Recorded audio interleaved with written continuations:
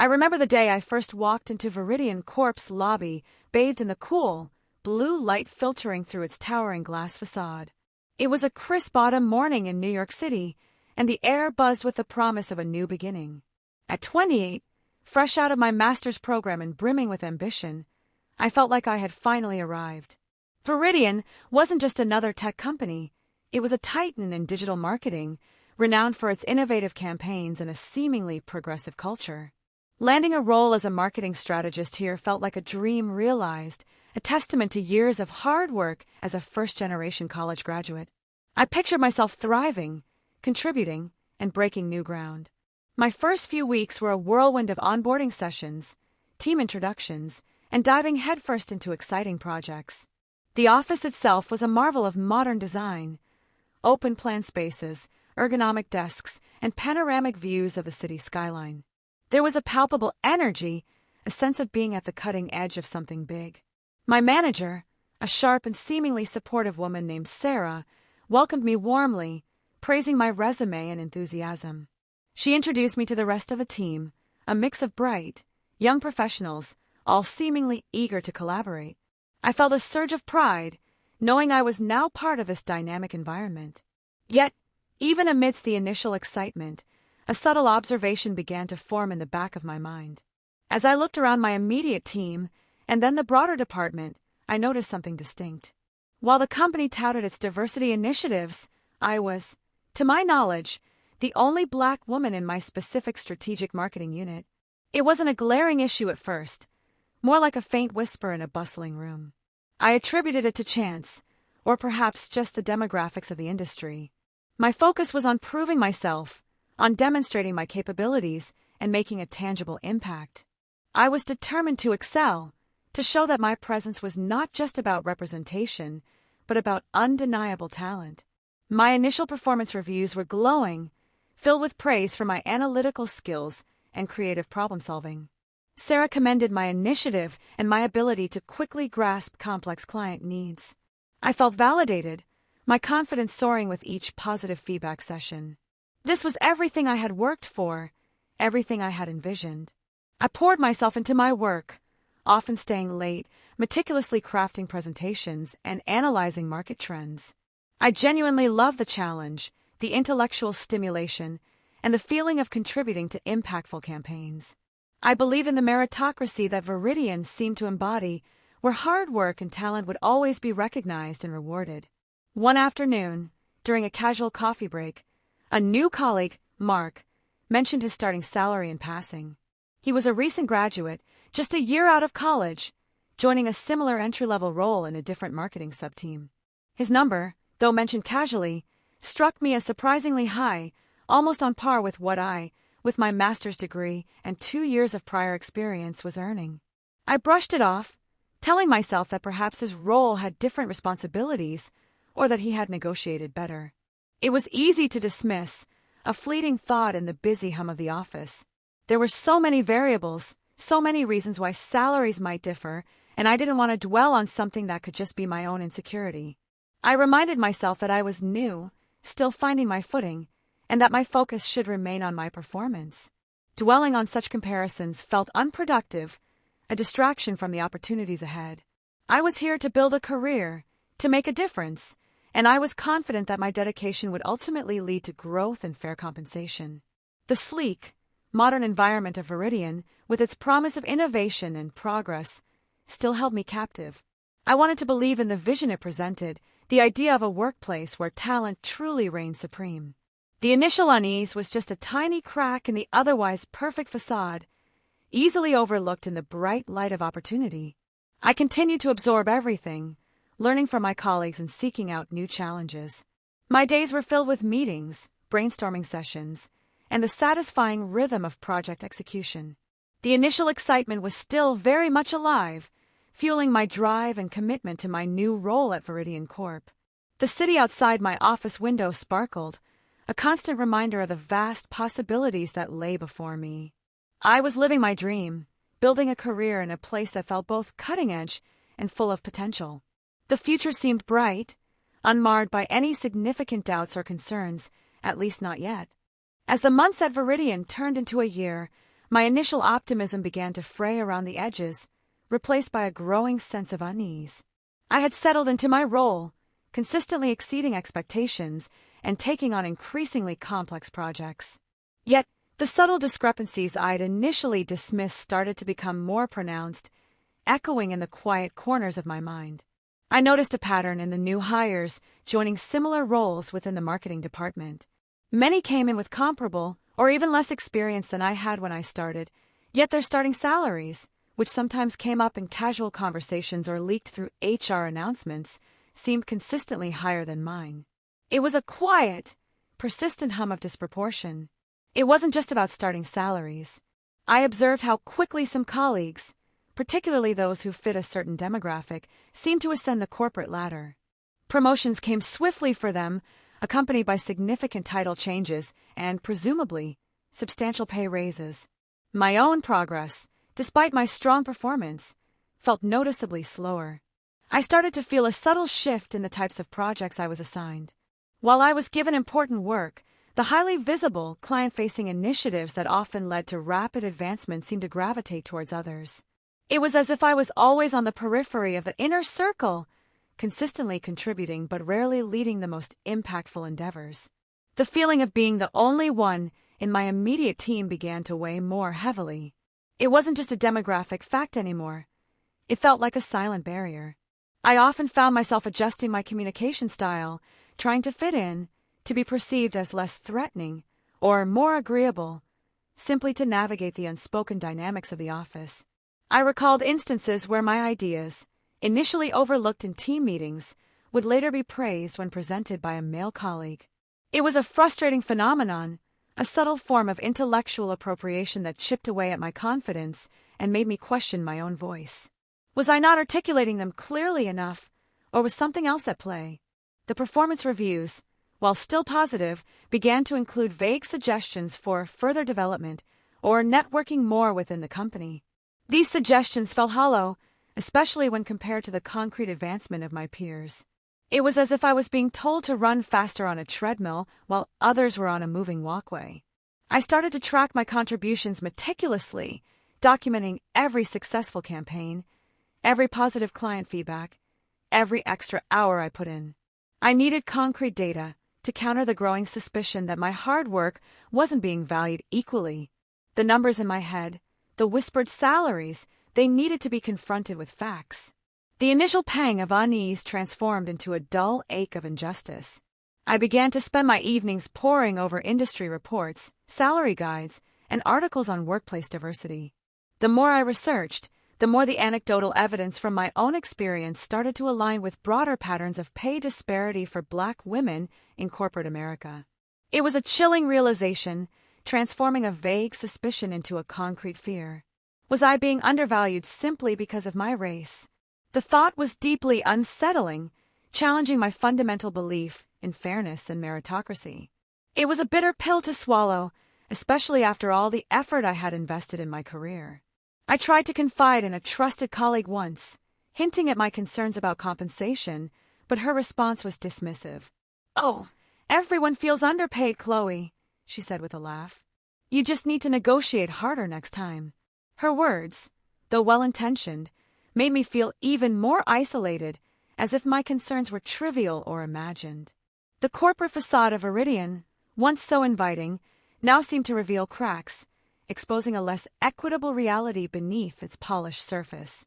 The open-plan office, once a symbol of transparency, now felt like a stage where subtle inequalities played out, hidden in plain sight. My dream job was starting to feel like a gilded cage. I knew I couldn't ignore it any longer. The whispers had become too loud, the numbers too stark. The feeling of being dismissed, not for my capabilities, but for something inherent to my identity, was no longer a fleeting thought. It was a persistent, undeniable truth that demanded action. The knot in my stomach tightened with each passing day. I understood that confronting this issue would be fraught with risk, but ignoring it felt like a betrayal of myself and of every other person who might be facing similar, unspoken injustices. The time for quiet observation was over. It was time to seek answers. The decision to actively investigate felt like stepping onto a tightrope, high above a bustling city street. I knew I had to be meticulous, discreet, and utterly invisible in my pursuit of the truth.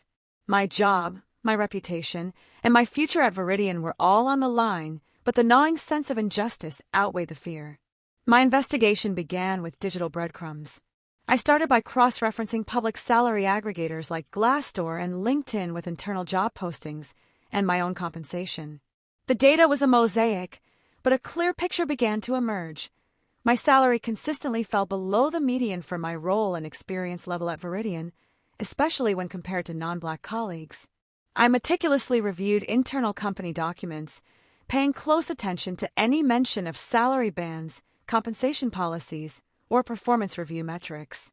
It was like searching for a needle in a haystack, sifting through countless corporate jargon-filled reports, but I was driven by a quiet, burning resolve. I started observing my colleagues more closely, noting their tenure, their responsibilities, and any casual mentions of their compensation. It was an uncomfortable exercise, feeling like a spy in my own workplace, but it was necessary to build a comprehensive picture of the disparity I suspected. The most challenging part was the emotional toll. Every new piece of information, every confirmation of a lower salary for a peer with less experience, felt like a personal affront. The anger simmered beneath the surface, threatening to boil over, but I knew I had to remain calm and methodical. I began to save relevant emails, internal memos, and even screenshots of job descriptions with stated salary ranges. I created a separate, encrypted folder on my personal drive, far removed from Veridian's network, a digital vault for the evidence I was painstakingly collecting. A breakthrough came when I stumbled upon an old, unindexed internal HR spreadsheet during a routine file cleanup. It was a relic from a previous compensation review, seemingly forgotten, but it contained a wealth of data, employee names, hire dates, roles, and, crucially, salary figures, along with demographic markers. My heart pounded as I scrolled through the rows. The numbers confirmed my worst fears, a clear, undeniable pattern of lower compensation for Black employees across various departments and experience levels. It wasn't just me, it was systemic, a silent, insidious form of discrimination woven into the company's very fabric.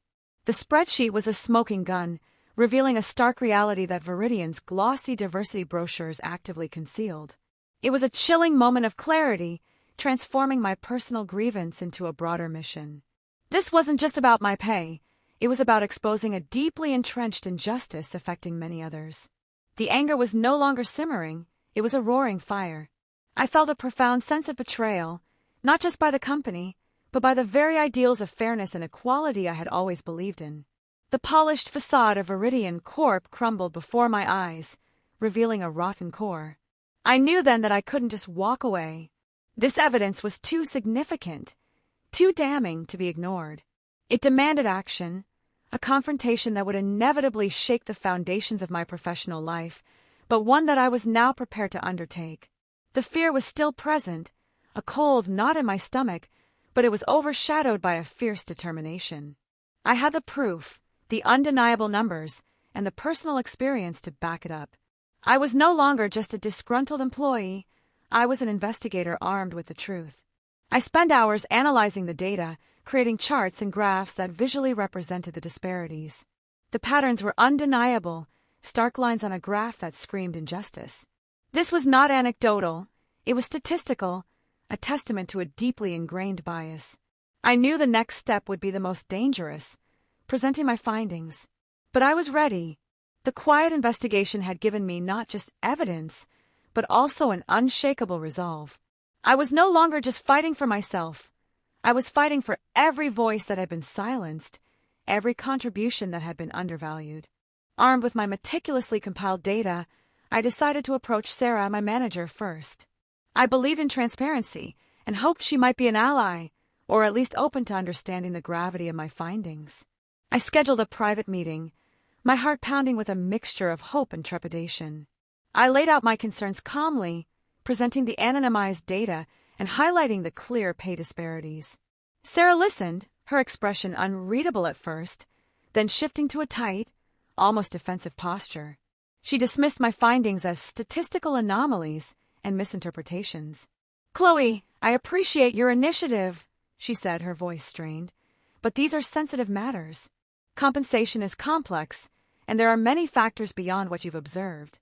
She suggested I was overthinking things, subtly implying that my perspective was skewed. The conversation quickly escalated. When I pressed for a more thorough explanation, she became visibly agitated, accusing me of creating unnecessary tension and undermining team morale. The air in the room grew thick with unspoken accusations, and I realized her initial warmth had been purely superficial. A few days later, I received an unexpected email, a formal meeting request with Sarah and a representative from HR scheduled for the following morning. The subject line was vague, but a cold dread settled in my stomach.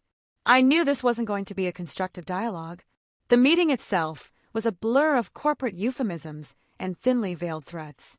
The HR representative, a stern-faced woman named Ms. Jenkins, began by citing a sudden restructuring within the marketing department.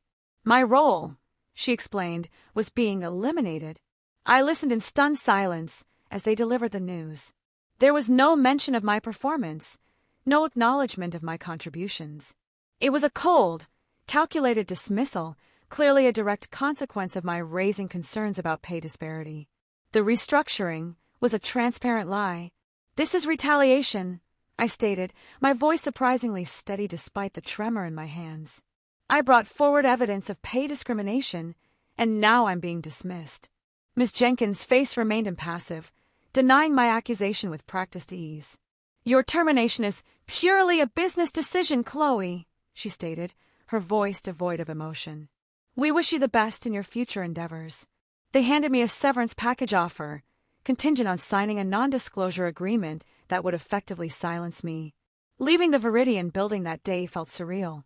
The once gleaming glass facade now seemed to mock me, reflecting a distorted image of justice.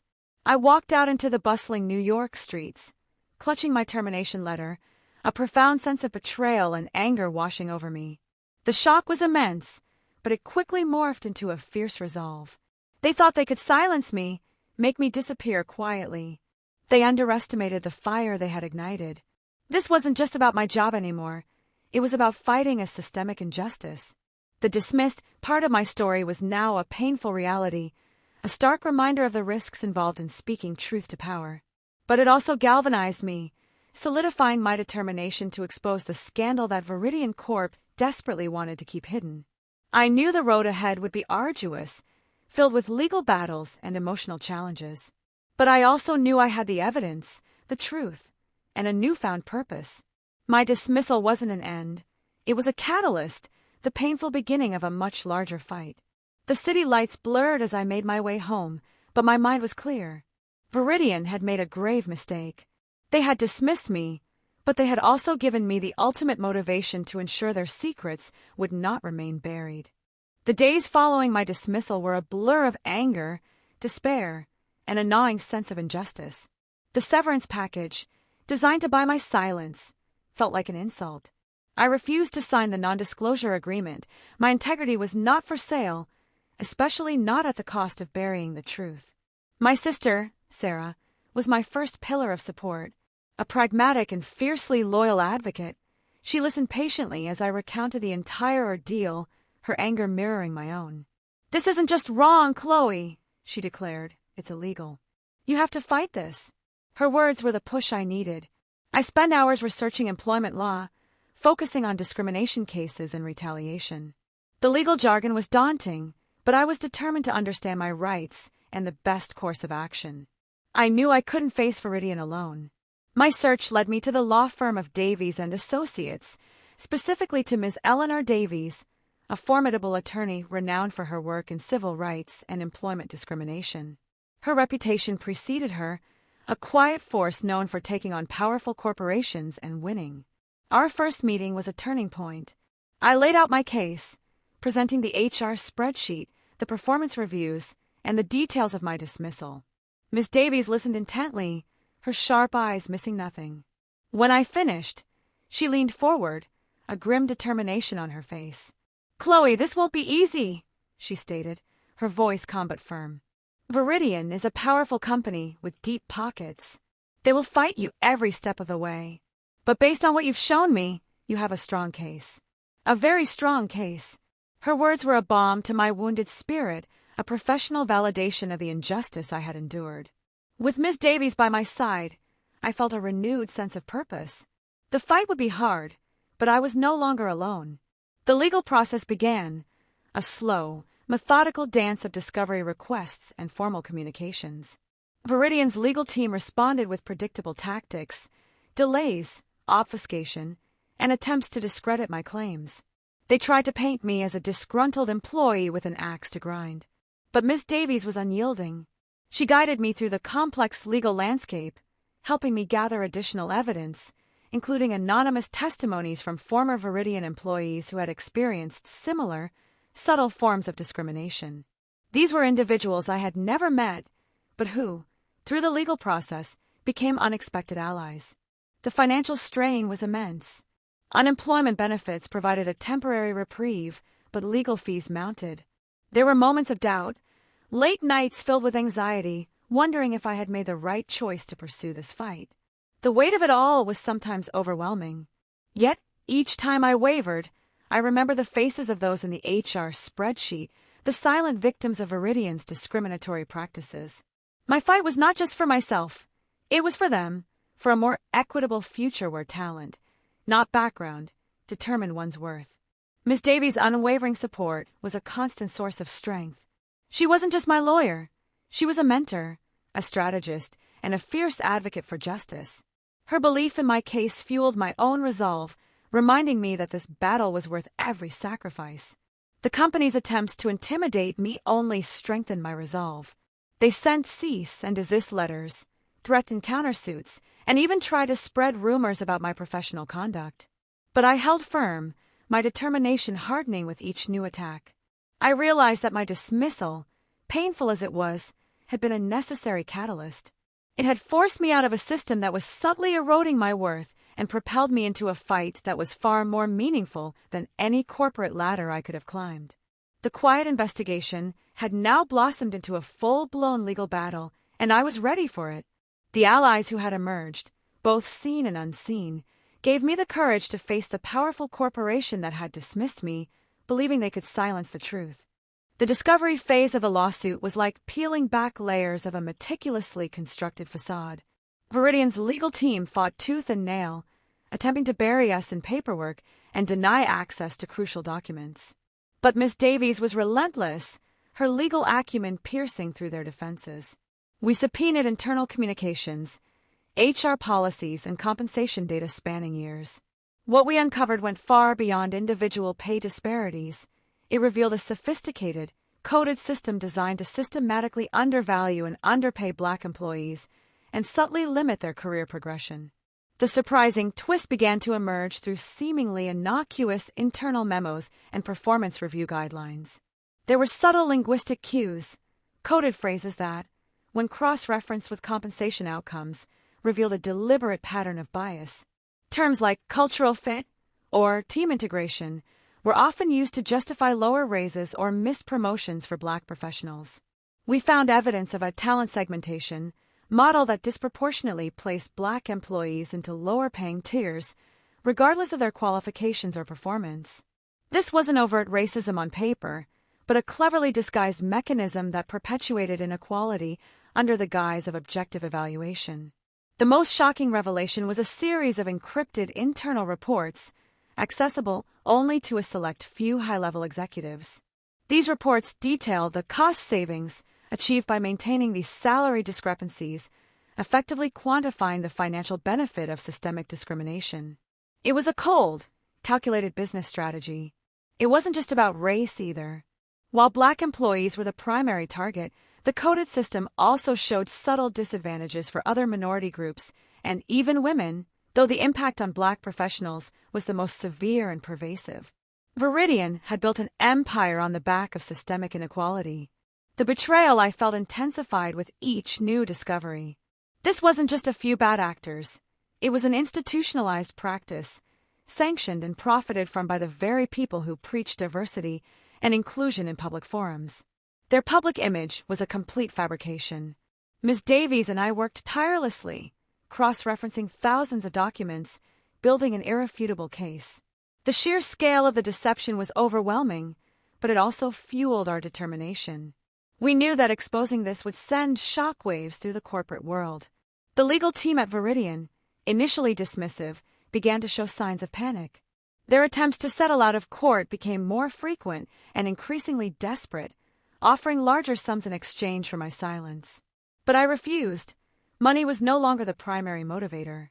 This was about justice, about accountability, and about ensuring that no other employee would suffer under Veridian's deceptive practices. The scandal was far deeper and more insidious than I had ever imagined, a hidden web of discrimination woven into the very fabric of the company. The weight of the truth was immense, but so was the power it gave me. I was no longer just fighting for my own livelihood. I was fighting to dismantle a system that had quietly oppressed countless individuals. To expose the scandal, part of my journey was now fully realized, revealing a truth more shocking than I could have anticipated. We prepared for the next phase, knowing that the confrontation would be public and brutal. But with the full extent of the scandal laid bare, I felt an unshakable resolve. Veridian's carefully crafted image was about to shatter, and I was ready to be the one to hold up the mirror. The day of the hearing arrived, charged with an almost unbearable tension. The courtroom was packed, a mix of legal professionals, curious media, and a few former Veridian employees who had quietly come to show their support. I sat beside Ms. Davies, my heart pounding, but my resolve firm. Veridian's legal team, led by a notoriously aggressive attorney, began with a barrage of attacks on my character, attempting to paint me as a disgruntled, underperforming employee with a vendetta. They presented carefully curated performance reviews and selective emails, twisting facts to suit their narrative. I maintained my composure, listening intently to their fabrications, knowing that the truth was about to be unleashed. Ms. Davies had prepared me for this, reminding me that their tactics were a sign of their desperation, not a reflection of my worth. When it was our turn, Ms. Davies began methodically presenting the evidence we had painstakingly gathered. She started with my own impeccable performance record, then moved to the initial pay disparity, backing it up with industry benchmarks and internal data. Then came the shocking reveal. Ms. Davies presented the HR spreadsheet, blown up on a large screen, clearly displaying the demographic markers alongside the glaring salary discrepancies. The murmurs in the courtroom grew louder as the undeniable patterns became visible to everyone. The surprising element came when she introduced the encrypted internal reports, detailing the talent segmentation model and the cost savings associated with it. She showed how specific coded language in performance reviews directly correlated with lower pay raises for Black employees. A collective gasp rippled through the courtroom as she projected excerpts from these reports, revealing the cold, calculated nature of Veridian's discriminatory practices. The faces of Veridian's executives, seated on the opposing side, turned ashen, their confident smirks replaced by expressions of shock and fear. Ms. Davies then called a key witness, a former high-level HR executive who, disillusioned by the company's practices, had anonymously provided us with crucial corroborating evidence. Her testimony, detailing the internal discussions and directives behind the coded system, was damning. The judge, initially stoic, began to show signs of grave concern, her gaze fixed on the damning evidence. The media scribbled furiously, realizing the magnitude of the scandal unfolding before them. Veridian's carefully constructed public image was crumbling in real time. Their legal team scrambled, attempting to object, to discredit the witness, but the evidence was overwhelming. The truth, meticulously uncovered, was now laid bare for the world to see, exposing the rot at the core of a seemingly progressive corporation. The feeling of vindication was immense, a powerful wave washing over me. It wasn't just about winning. It was about the truth finally being heard, about holding powerful institutions accountable for their deceptive and harmful practices.